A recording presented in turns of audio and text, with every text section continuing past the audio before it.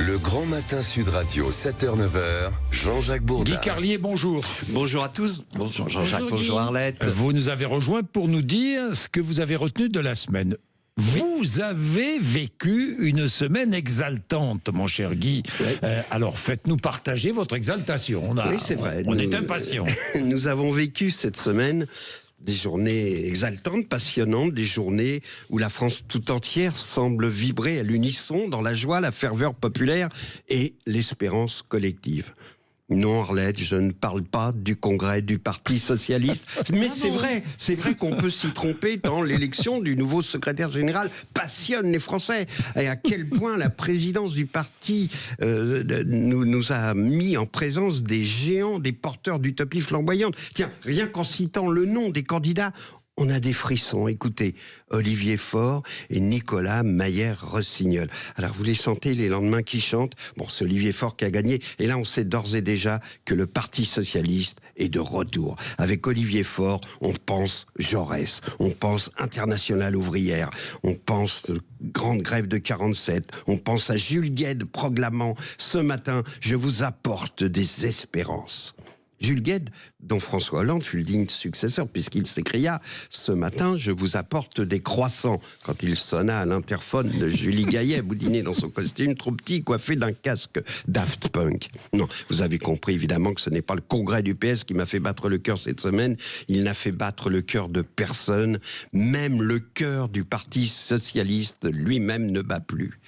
Non, ce qui m'a passionné cette semaine, comme la plupart d'entre vous, ce qui m'a rendu heureux, c'est l'histoire de Loïs Boisson, cette jeune joueuse de tennis inconnue il y a quelques jours encore et qui vient de vivre une semaine enchantée à Roland-Garros. On dirait un conte pour enfants. Loïs Boisson, c'est Cendrillon. Elle a vécu l'enfer, une rupture des ligaments croisés qui l'a envoyée à la 361e place mondiale. Et puis peu à peu, à force de courage, d'abnégation, elle est revenue.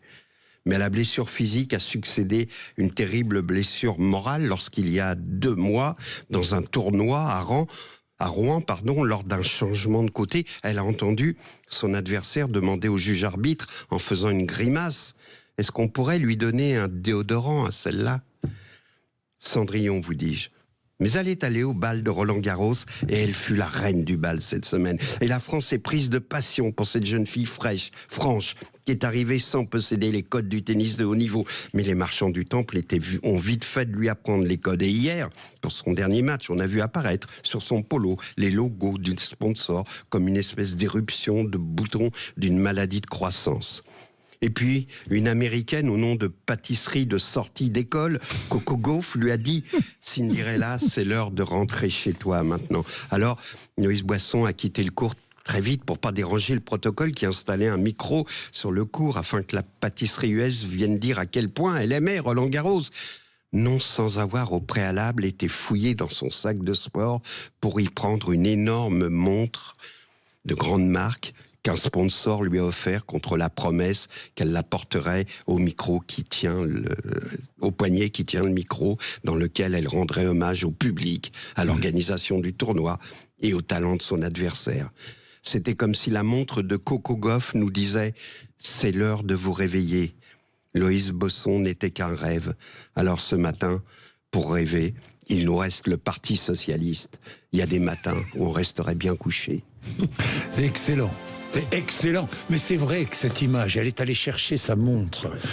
Je donne la marque, c'est Rolex. Hein, elle est allée chercher sa montre dans son sac pour venir répondre aux questions. On en est là. Le paradoxe avec la fraîcheur et le manque de code de Loïs Boisson était frappant. Oui. Au-delà de tout ça, je ne sais pas si vous avez ressenti ça, Arlette et Jean-Jacques. Oui. C'est que le tennis cette semaine avec Loïs, comme le foot samedi dernier avec le PSG, a montré qu'on pouvait s'enthousiasmer. Il y avait dans ce pays, alors on va dire oui, c'est du sport, c'est des mecs la magie du sport, etc. C'est la magie du sport. Réveiller l'enthousiasme. Mais ça veut dire qu'on a, nous, des trésors d'enthousiasme et des besoins d'enthousiasme qu'il reste aux hommes politiques à réveiller. Ah oui, ça c'est sûr, oui. Oui, oui, il reste à les réveiller, oui. Oui. Mais il y a des nouveaux talents, quoi. C'est surtout ça, en fait. Ce qui est rassurant, c'est qu'on cherche les nouveaux talents en politique, jeunes. Il n'y en a pas, on va dire Non, les choses il y clairement, en a parce pas. que même s'il y a des personnalités qui émergent, Oui, non, elles ont mais un peu de d'accord, bouteille. enfin, Mais il n'y a pas. Vous allez il vous y a pas de enthousiasmer jeunes pour brillants. Bardella ou Attal? Non, je vous le dis sincèrement. Il n'y a pas vraiment de jeunes Oui. qui émergent et qui suscitent autant d'enthousiasme. Alors oui, il y a Jordan Bardella, mais Ouais. bon, voilà. Mais là, en sport, c'est formidable, quoi. Oui, Donc cette c'est vrai. semaine, on a passé un beau moment. Et Bon. les bons moments, c'est vrai qu'ils sont plus en politique, je crains de le dire, oui. Dites-moi, c'est Nathalie Arthaud vous passionne, non? C'est Nathalie Oui. Arthaud qui est mon invitée Ben, elle tout a à des l'heure. Mais- convictions. Et au moins, elle a des Elle a des convictions. Ah, je convictions. suis d'accord.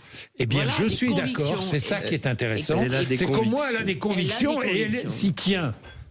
Et puis, Elle ne cherche pas à plaire. Souvenez-vous, comme on a respecté Arlette Laguillet, bien sûr. Mais oui, malgré bien qu'on soit sûr. ou pas d'accord avec Mais bien sûr, son bien discours, sûr. qu'on trouve qu'il y ait des outrances ou pas, il y avait un respect et même les bobos ont tenté de la récupérer. Souvenez-vous de la Ah chanson oui. d'Alain Souchon. Je trouve que ça, c'était pas Oui. bien. C'était pas bien. C'était presque la salir. Il y a une petite caractéristique, ce sont des leaders qui travaillent, qui Oui. continuent à travailler, parce que c'est pas des partis où on vit dans le confort, c'est vrai, mais ce sont des personnes qui travaillent, qui ont un emploi Crédit Lyonnais pour Arlette Laguillet jusqu'à la fin. Oui, jusqu'à la fin, et elle est enseignante. Nathalie Arthaud, qui sera Retraitée. mon invitée tout à Absolument. l'heure, de 8h30 à 9h. Il est 8h20.